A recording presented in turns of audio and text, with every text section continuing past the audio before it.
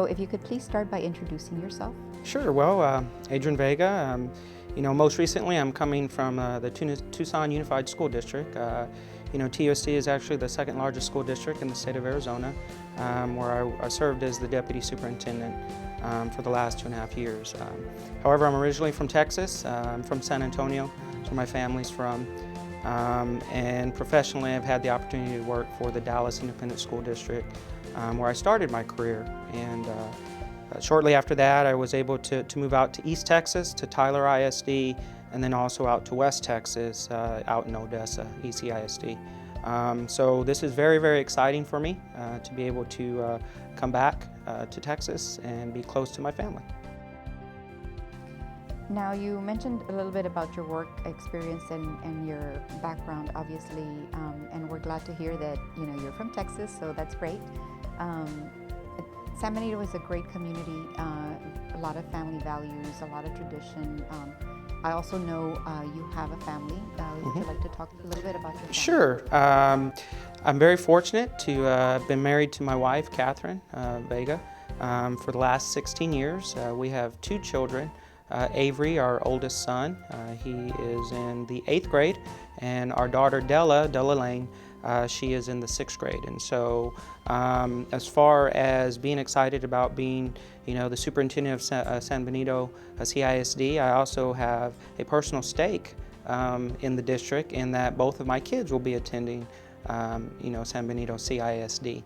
And so I know that they're very excited about moving back to Texas as well. And in fact, we should be relocating shortly so that we'll be able to start the new semester. Now, what can you tell me about this opportunity?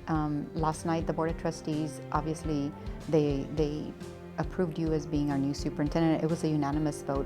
What can you talk to us about that opportunity that the board gave? Well, first of all, I have to say that I'm truly humbled and honored to become the next leader of San Benito CISD.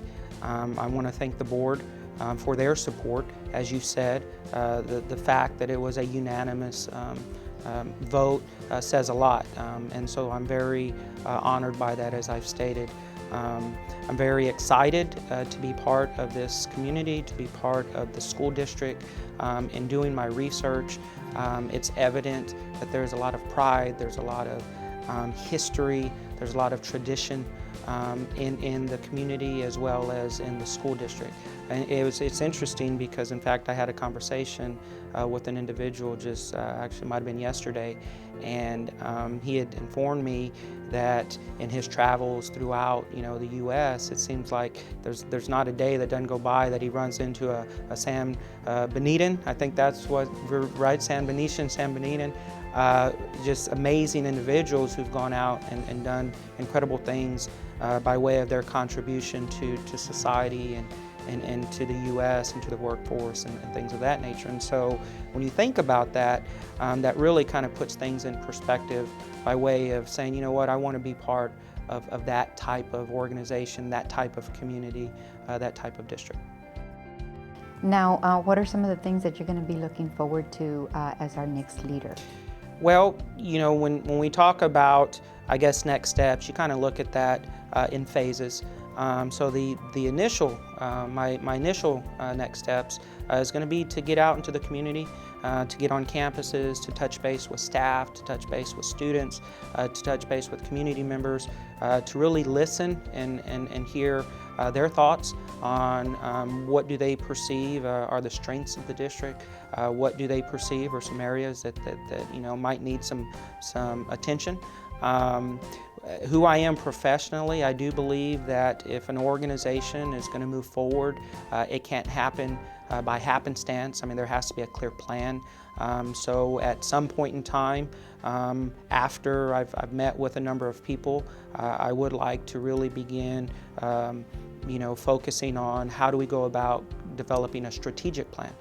Ultimately, if we're saying, okay, who are we as San Benito CISD, who do we want to become? That can't happen by accident. And so there has to be a clear plan, a clear focus, a clear vision for that to happen.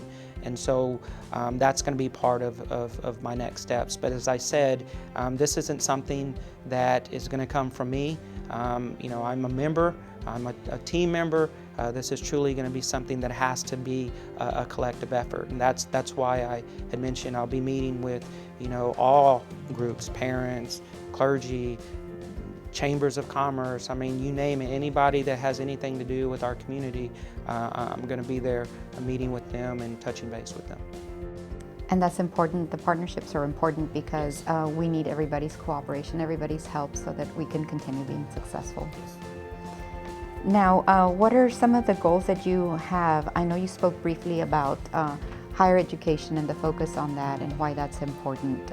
So you want to share some of those? Well, when you think about, the whole notion or this whole idea of education and what is the purpose of education, in its most simplistic form, if we were to say, well, the purpose of education is to prepare kids for life, right?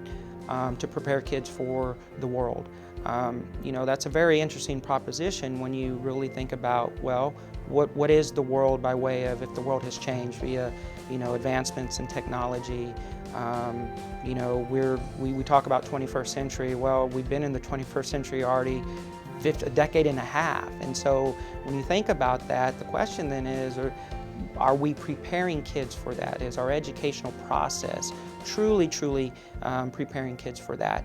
And so ultimately, my goal or my role as superintendent is to ensure that all of our kids, and you'll hear this because it's one of my guiding principles, that all kids get the good stuff.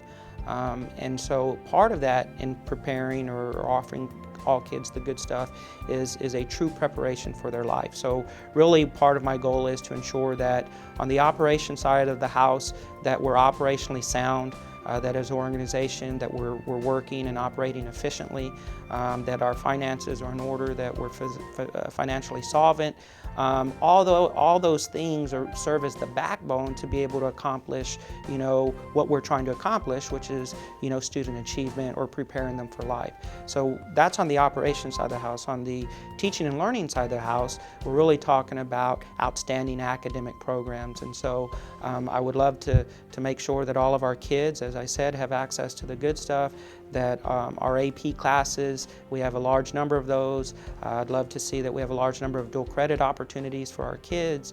My understanding and what I've seen, and in just looking at this amazing facility, our CT programs are outstanding, so I definitely want to continue growing those. But then also my understanding is that we have a strong JROTC program, and so if there are individuals who would love to serve, our country, then I want to make sure that they have the opportunity to do that. So no matter what our kids are interested in, it's ultimately our responsibility as a district to provide them with outstanding opportunities and options. And so whatever they choose, or as they're trying to discover what's next, for their life, I want to make sure that we've prepared them the best way possible for that. Now, what is your vision for San Benito CISD? Well, ultimately, I would love for San Benito to be the premier school district, not only in the Valley, but in Texas and beyond. And so in order for that to happen, ultimately we need to be a place where kids love to learn, where teachers love to teach, and where people love to work. And so that would be my vision for San Benito CISD. And finally, want to ask you a question about the importance of everyone working together, the community, the staff members, the parents. Why is that so important, and will you be working to try to enhance those relationships that are already out there? Well, I mean, ultimately, when you think about, any entity trying to accomplish, a certain goal or trying to make an impact on a community, that can't happen in isolation. And so when you think about our schools, our kids and our families, our faculty, our staff, our employees, they shop somewhere, they worship somewhere, they participate in civic groups somewhere, And so they're already part of the community. So when you think about it, the community, by the nature of them being part of the community, is a part of us. And so ultimately, if we're really going to do great things, and based on the questions that you've asked, if we are going to become that premier entity in the community, it can't happen in isolation. And so part of my personal experience, part of my personal philosophy is grounded in community involvement. And so, part of that is going to be me being out in the community, but also inviting the community to be part of what we're doing. If you're in the business community, I'm going to come see you. If you're in the religious community, I'm going to come see you. If you're a parent, I'm going to come see you. If it doesn't matter. I know that as leading the district, there's no way that I can do this by myself. And when we're talking about providing all kids the good stuff, it really is going to require the support of our entire community.